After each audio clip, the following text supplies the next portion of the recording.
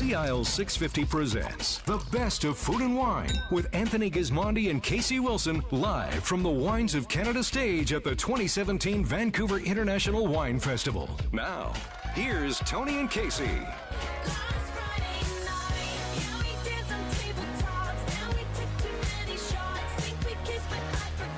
Good evening, everyone, and welcome to the show tonight. We're going to be broadcasting for the next 2.5 hours here on CISL. We're live on the floor from the Vancouver International Wine Festival. Year 39, Kasey? I am, and it is date night tonight at the festival. It's date night tonight, so we're pretty excited to see what happens on the floor, as are many wine people, including our next guest, Bill Hardy, a legend in the wine business. Bill, welcome back. Thanks, Tony. Great to have you. Kasey, great to be back with you. You seem excited about date night. Oh, I didn't know that's what it was called. You know?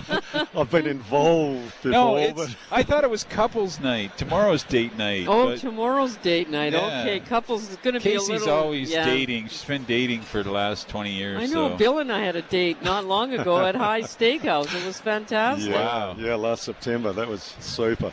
Bill, great to meet you. Great to talk about an old established winery with people that are still involved in it. Yep. It's an important thing.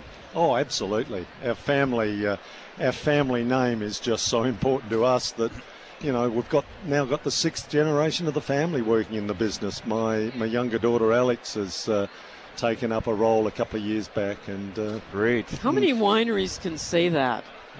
In Australia, maybe one or two or three. Wow. Yeah, 6 generations. That's amazing. Yeah. Okay, well, let's start with Hardy's. What's the story today about Hardy's? Well, it's about its global presence, I guess. Yeah. You know, we've built the business up from the point where my great-great-grandfather arrives with 20 quid in his pocket, 20 years of age, knowing nobody, to being part of the group that's the largest makers of Australian wine. Mm-hmm. We're talking about a brand you'll find now in 130 countries around the world. In markets like the UK is the number one selling wine brand from anywhere in the world. So, you know, it's been a hell of a journey. And you've been in the British Columbia market for a long time. We have indeed, yeah. I'm thrilled at festivals like this. The number of people who come up to me and go, oh, honestly, your brand has helped us survive over many years. That's amazing. Yeah. So home base for Hardy's is in... Well, we'd say McLaren Vale. Yeah. Certainly for 5 generations. Yeah. You know, we didn't buy in there till 1876, but we've been there ever since. Right. McLaren Vale, of course, just sort of off, not far from the city of Adelaide. Exactly. You can be there in less than an hour, you know, from the CBD into McLaren Vale, so a great place to visit. And as old-rooted as it is, it's one of the hippest wine communities in the world. I'm pleased to hear you say that, because I reckon it's pretty special. It's it's the vast majority of small little boutique makers doing really interesting stuff. It's not dominated by any great big maker. You know, it's really I have this vision of people just hanging over the fence every day saying, oh my God, look what they're doing, we better do something, you know. And all these young people you meet there, and they're all going at it, all trying different stuff. It's a pretty happening place in the wine business. Yeah, we one of the things I served a short term as president of the McLaren Vale winemakers, and we came up with a selling line that I know has been used since by other areas, but I think we were the first ones to use it.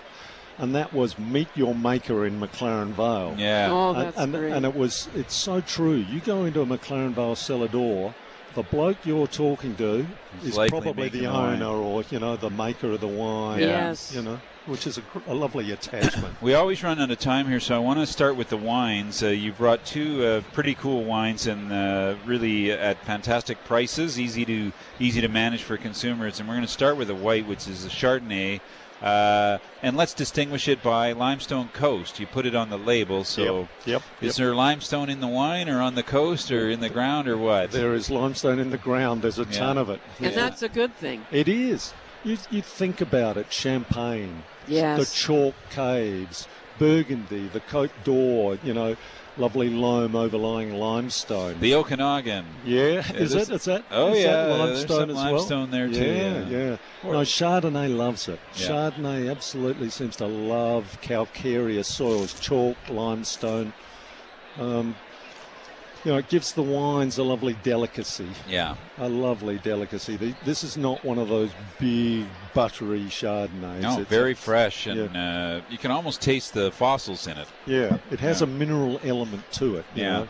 I know that minerality is a debatable thing amongst winemakers, but I can find it. I can find it. Well, we say that the scientists can't explain it, so we love it, right? And that doesn't mean it doesn't exist. It just means that they don't know how to explain it. Yeah, and they'll catch up. We'll give them a shot at it. A great food wine, too, because of that. Because of that freshness character. But in general, in Australia, as you well know, the Chardonnays say that from 20 or 30 years ago are completely different than what we're seeing today. They are. No, there was, when people started to tell us our wines were too buttery, too oaky, too golden. Yeah. You listen, though. Yeah, we did. We did. And I think we're making some of the best Chardonnays in the world at the moment. Yeah, you are. Is it ever going to go back? And at all levels, too, I think. Is it ever going to go back to that style?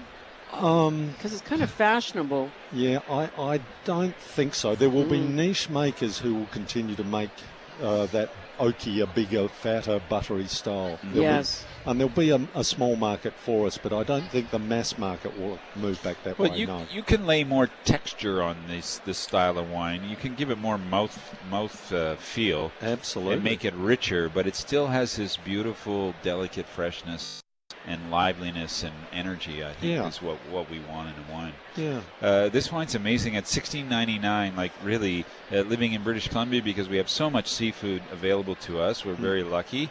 This is such a perfect wine for so many of them. Yeah.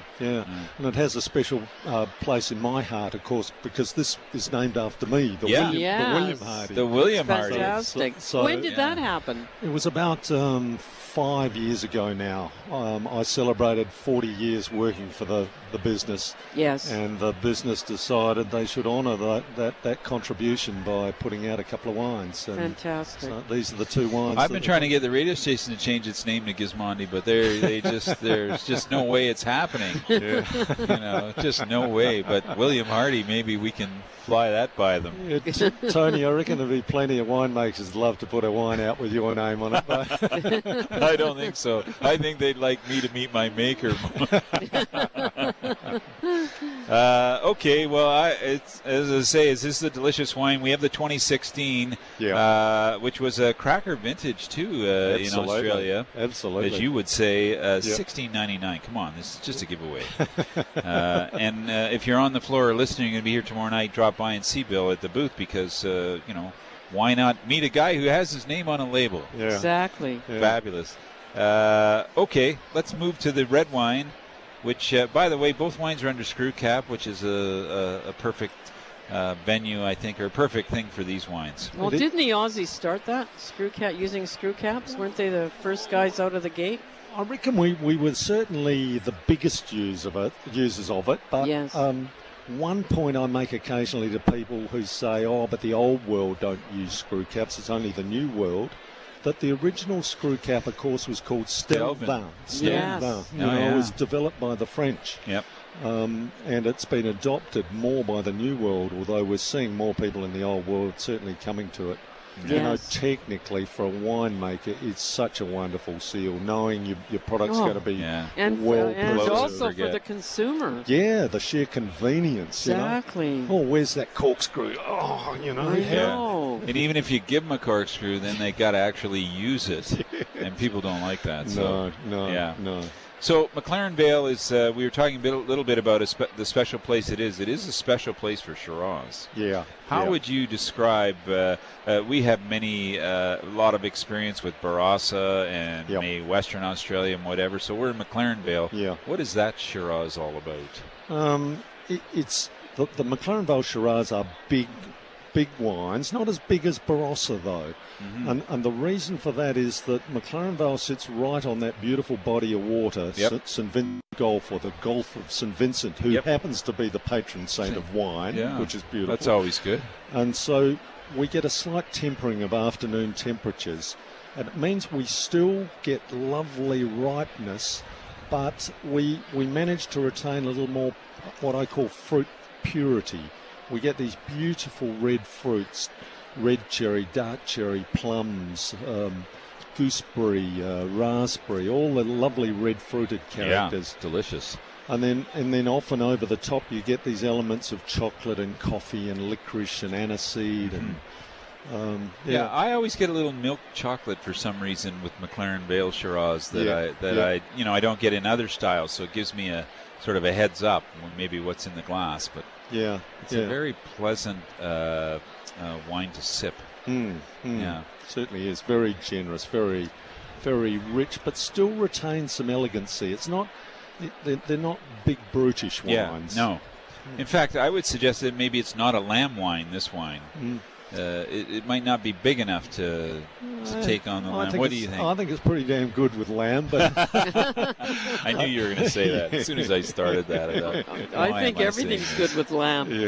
Yeah. But Shiraz generally, I've done a lot of wine and food matching, is so flexible. Yes. It's the richness of it. You can have it with sort of long, slow-cooked dishes, gamey dishes, pasta dishes, curries, spicy dishes. It's so much more flexible than most wines. And this, the price on this Cabernet Sauvignon is Shiraz is $16.99. Yeah, it is here at the fair, but honestly, I believe it's going to be $17.99 in the BC liquor store. Yeah, that sounds about right. Yeah, it's a great price. But it's a great opportunity here tonight, certainly for those people visiting to pick some up.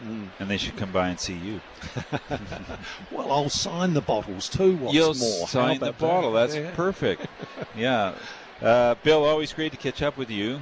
Likewise. And great to see you back in Vancouver. You're traveling a lot, eh? Oh, I do a fair bit, yeah. And I know you're in great shape because, Bill, what do? You go to Tasmania. I do. I'm a mad keen hiker. Yes. I hike Tasmania, I hike the South Island of New Zealand a lot, and occasionally I'm lucky enough to get over to South America or to Europe and just, get into the great outdoors, put the backpack on, disappear for 6 or 7 days and, just be totally self-sufficient. It's like a dream. Our guest has been Bill Hardy, and we've had two delicious wines, the Hardy's William Hardy Limestone Coast Chardonnay and the William Hardy Shiraz from McLaren Vale. $16.99, $17.99, widely available in British Columbia. Thanks so much, Bill. Pleasure, Tony. Have fun in Vancouver. And Kasey, too. Thank you. Thank you. We'll take a quick break. We're coming to you live today from the floor of the Vancouver International Wine Festival, and we've got a big lineup of wine stars tonight coming on the show, so stick around. You're listening to the Best of Food and Wine. I'm Tony Gismondi. I'm Kasey Wilson. And we are on AM 650. We're live from the Wines of Canada stage at the 2017 Vancouver International Wine Festival. There's more of the show coming up in just 2 minutes.